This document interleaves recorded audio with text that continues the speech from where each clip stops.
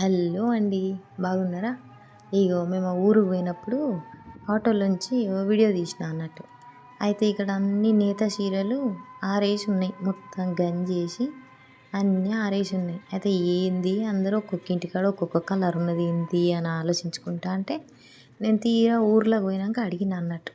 ఏంది అన్ని కలర్లు ఉండాలి కదా మీకు నేత చీరలు అన్నప్పుడు ఒకటే కలరు ఎందుకు చేసుకున్నారు అని నేను అడిగిన. అడిగితే ఇక వాళ్ళన్నారు, ఒక్కొక్క కుటుంబానికి ఒక్కొక్క రంగు ఇస్తారమ్మా. ఆ రంగుని బట్టి మేము కలర్ ఎయ్యాలి, నెయ్యాలి.